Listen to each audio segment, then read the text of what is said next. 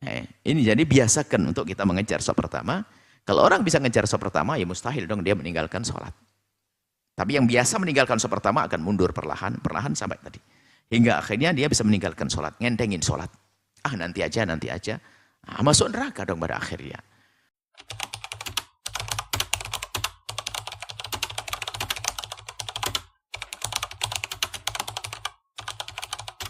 Assalamualaikum warahmatullahi wabarakatuh. Dari Sayyidah Aisyah radhiyallahu taala anha. Dari Siti Aisyah, semoga Allah senantiasa melimpahkan keridhaan ridha kepada Siti Aisyah. Qala Rasulullah bersabda, la yazalu qaumun yata'akharuna 'anis saffil awwali hatta yuakhirahumullahu fin nari. Oh, serem banget. Senantiasa satu kaum itu senantiasa menunda atau mengakhir atau terlambat dari shaf yang pertama.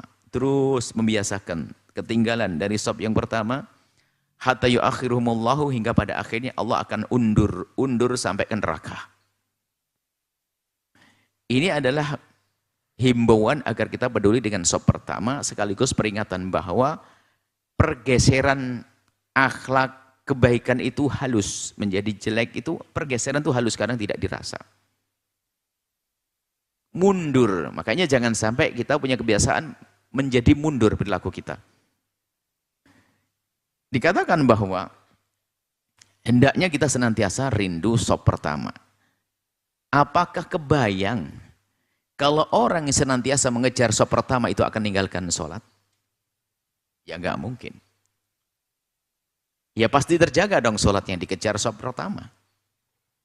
Nah kalau orang sudah tidak peduli dengan shaf pertama, maka dia akan di shaf yang kedua. Kemudian setelah tidak peduli dengan shaf pertama, akhirnya sudah yang penting sholat berjamaah. Habis yang penting sholat berjamaah, setelah itu yang penting sholat. Hati-hati ini para ustadz, para santri kadang-kadang yang penting sholat. Nah ini sudah mulai kemana? Lain mulai mundur, sudah nggak ada lagi di shaf yang pertama. Yang penting sholat, nggak tahu sholatnya di kamar mana atau mana. Akhirnya karena yang penting sholat, akhirnya mulai dosa waktu menjadi akhir. Sholat duhur hampir asar hampir maghrib. Besoknya akhirnya apa? Bertahun berikutnya ketinggalan sholat, nanti aja kodok sekali mulai. Nah, kan? Hingga pada akhirnya masuk neraka. Ini proses pergeseran. Makanya jangan mengentengkan. Nabi memberi keterangan itu, kita harus paham. Loh kok bisa loh, makanya ada shaf, maka iya dong, karena membiasakan mengentengkan.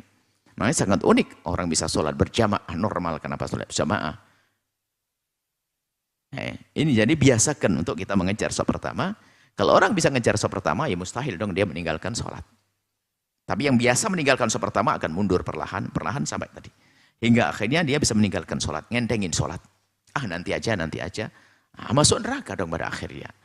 Maka bersemangatlah untuk bisa melakukan sholat berjamaah, untung bisa mengejar sholat berjamaah, untung bisa mengiringi takbiratul ihram. Imam paling Allahu Akbarnya imam dikejar, Allah Akbarnya makmum.